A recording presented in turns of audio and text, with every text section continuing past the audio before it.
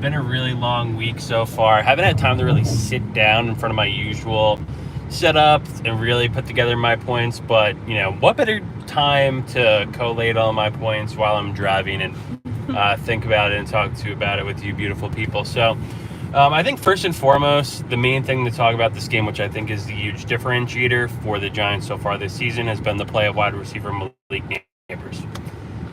Obviously, in the fourth quarter against the Cowboys, it was kind of like, the wear and tear system in college football 25 video game. Early in the game, Malik Nabers is popping up, doing first down signs. Now he gets to the end of the game, and he Peter Griffins himself and knocks himself out. And it was like a body blow theory where, also in boxers too, right? Guys, the punches, hits they accumulated over a long 4 quarters of football, and one little minor hit knocks him out. Now he's hasn't even gotten out of the first stage of concussion protocol.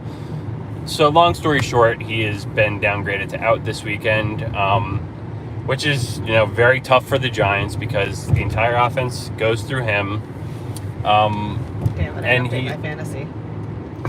No one cares about your fantasy team. But that's the thing. It's like the whole offense is through him. He's clearly the MVP of the team right now. I would say on both sides of the ball because he's consistently making plays. He's making the running attack, which was abysmal last week versus the Cowboys, it just opens that up a little bit more. He also is making Wan'Dale Robinson a lot better, and Slayton hasn't done much, and Jalen Hyatt, they don't use him as well. And now Singletary was doubtful all week. He's been downgraded to out as well. So you're looking at two major key pieces of this Giants offense out in this one versus Seahawks. And I'll touch on the Seahawks in a little bit, but I want to just make my whole point about these key injuries. And Singletary, I don't know, maybe Singletary is a positive loss here because he's due for a fumble every single game. Not that Eric Gray and Tyron Tracy haven't had their issues as well, but, those guys have monster shoes to fill with Nabers out, especially Wan'Dale Robinson. So I'll just talk about Singletary out. You're looking at Tyron Tracy and Eric Gray. Second-year man Eric Gray hasn't really done too much this year. Tyron Tracy, obviously a rookie. So, they're going to have to figure out creative ways to make them play, or make them be successful in this game. But I think the thing is Malik Nabers is making Daniel Jones better.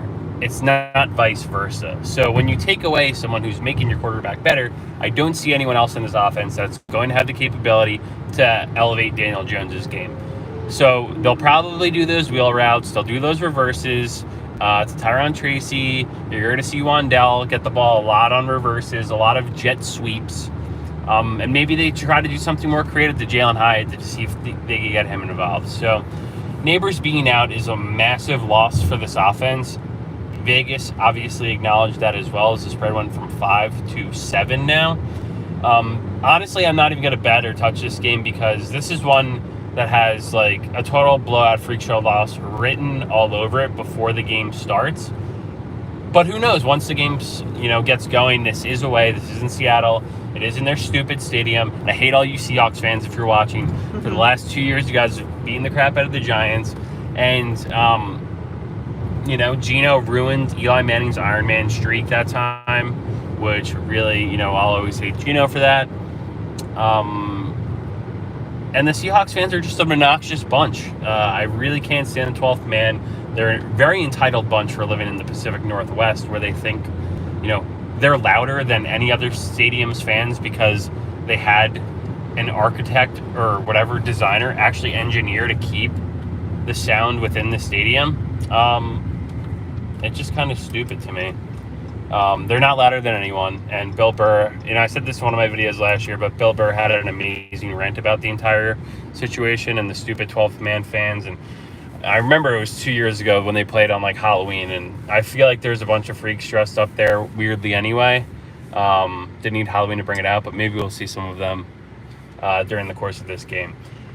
Let's talk about the Seahawks for a few. We just ranted about Geno. They love their coach, Mike McDonald. People were talking about him up there with Kevin O'Connell, Coach of the Year, stuff along those lines. And then they hit a huge roadblock against the Lions in, I believe it was Sunday Night Football of last week, where they were very competitive. The Lions looked good, kind of let them come back in the game, and the refs seemed to play a big factor there as well.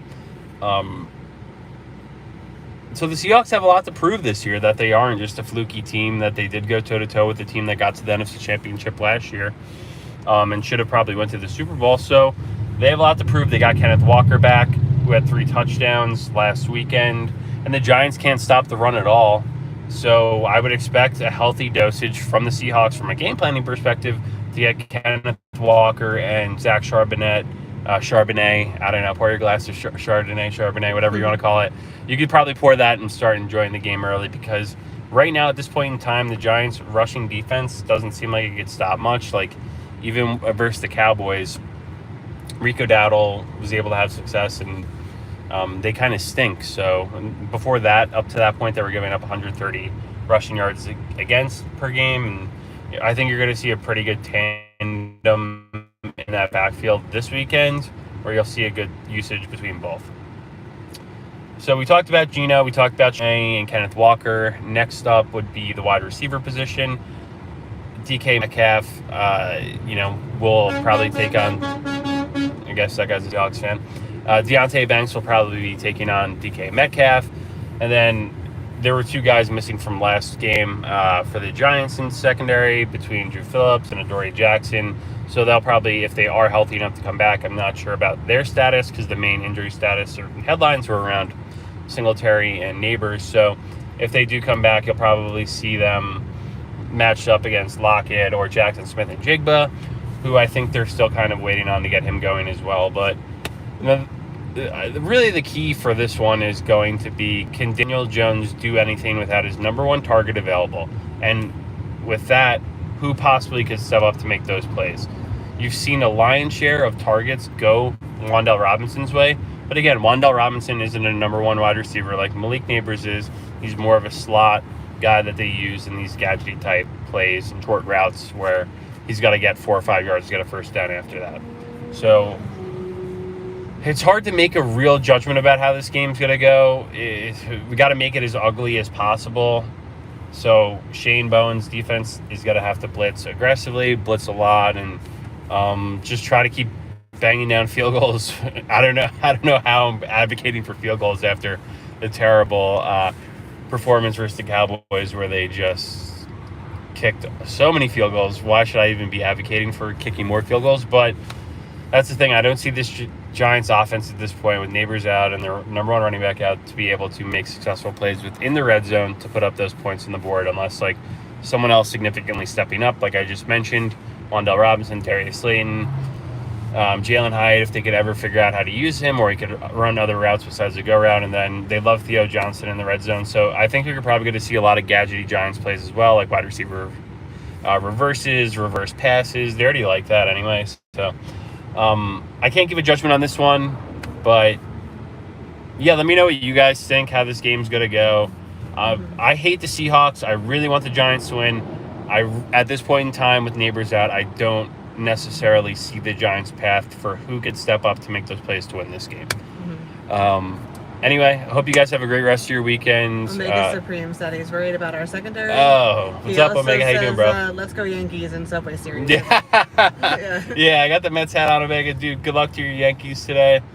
And hey, my Mets are playing, the Phillies, and I know you're down in South Jersey, so you probably got to deal with a lot of those Philly assholes. So hopefully the Mets can pull an upset there, because that would be awesome.